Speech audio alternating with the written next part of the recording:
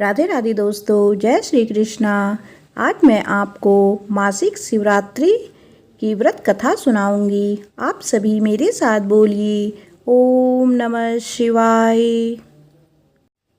पौराणिक कथा के अनुसार चित्रभानु नामक एक शिकारी था। जानवरों की हत्या करके वह अपने परिवार को पालता था। वह एक साहूकार का कर्जदार था, लेकिन उसका ऋण समय पर ना चुका सका। क्रोधित साहूकार ने शिकारी को शिवमठ में बंदी बना लिया। संयोग से उस दिन शिवरात्रि थी। शिकारी ध्यानमग्न होकर शिव संबंधी धार्मिक बातें सुनता रहा। चतुर्दशी को उसने शिवरात्रि व्रत की कथा भी सुनी। शाम होते ही साहूकार ने उसे अपने पास बुलाया और ऋण चुकाने के विषय में बात की। शिकारी अगले दिन सारा ऋण लौटा देने का वचन देकर बंधन से छूट गया। अपनी दिनचर्या की भांति वह जंगल में शिकार के लिए निकला, लेकिन दिन भर बंदी गृह में रहने के कारण भूख प्यास से व्याकुल था। शिकारी खोजता हुआ वह बहुत दूर निकल गया। जब अंधकार हो गया तो उसने विचार किया कि रात जंगल में ही बितानी पड़ेगी। वह वन एक तालाब के किनारे एक बेल के पेड़ पर चढ़कर रात बीतने का इंतजार करने लगा।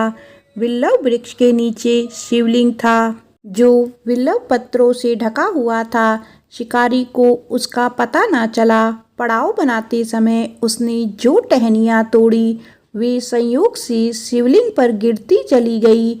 इस प्रकार दिन भर भूखे प्यासे शिकारी का व्रत भी हो गया और शिवलिंग पर बिल्वपत्र भी चढ़ गए। एक पहर रात्रि बीत जाने पर एक गर्भिणी हिरनी तालाब पर पानी पीने पहुंची।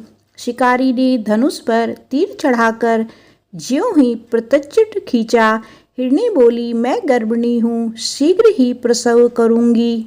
तुम एक साथ दो जीवों की हत्या करोगे, जो ठीक नहीं है। मैं बच्चे को जन्म देकर शीघ्र ही तुम्हारे समक्ष प्रस्तुत हो जाऊंगी, तब मार लेना। शिकारी ने प्रत्यंचा ढीली कर दी और हिरनी जंगली झाड़ियों में लुप्त हो गई।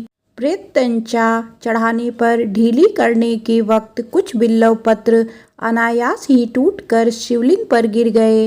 इस प्रकार उसने अनजाने में ही प्रथम पहर की पूजा भी संपन्न कर ली। कुछ ही देर बाद एक और हिरनी उधर से निकली। शिकारी की प्रसन्नता का ठिकाना ना रहा। समीप आने पर उसने धनुष पर बाण चढ़ाया। तब उसे देख हिरनी ने विनम्रता पूर्वक निवेदन किया, हे शिकारी, मैं थोड़ी देर पहले ऋतु से निवृत्त हुई हूँ। कामातुर विरहिणी हूँ, अपने प्रिय की खोज में भटक रही हूँ। मैं अपने पति से मिलकर शीघ्र ही तुम्हारे पास आ जाऊंगी। शिकारी ने उसे भी जाने दिया। 2 बार शिकार को खोकर उसका माथा ठनका। वह चिंता में पड़ गया। रात्रि का आखिरी पहर बीत गया था। इस बार भी धनुष से लगाकर कुछ बेलपत्र शिवलिंग पर जा गिरे तथा दूसरे पहर का पूजा भी संपन्न हो गई। तभी एक अन्य हिरनी अपने बच्चों के साथ उधर से निकली। शिकारी के लिए यह स्वर्णिम अवसर था। उसने धनुष पर तीर चढ़ाने में देर नहीं लगाई। वह तीर छोड़ने ही वाला था कि हिरनी बोली, हे शिकारी, मैं इन बच्चों को इनके पिता के हवाले करके लौट आऊंगी। इस समय मुझे मत मारो। शिकारी हंसा और बोला, सामने आए शिकार को छोड़ दूं? मैं ऐसा मूर्ख नहीं। इससे पहले मैं 2 बार अपना शिकार खो चुका हूँ। मेरे बच्चे भूख प्यास से व्यग्र हो रहे होंगे। उत्तर में हिरनी ने फिर कहा, जैसे तुम्हें अपने बच्चों की ममता सता रही है, ठीक वैसे ही मुझे भी। हे शिकारी, मेरा विश्वास करो, मैं इन्हें इनके पिता के पास छोड़कर तुरंत लौटने की प्रतिज्ञा करती हूँ। हिरनी का दुख भरा स्वर सुनकर शिकारी को उस पर दया आ गई। उसने उस मृगी को भी जाने दिया। शिकारी के अभाव में तथा भूख प्यास के व्याकुल शिकारी अनजाने में ही बेल वृक्ष पर बैठा बेलपत्र तोड़ तोड़ कर नीचे फेंकता जा रहा था।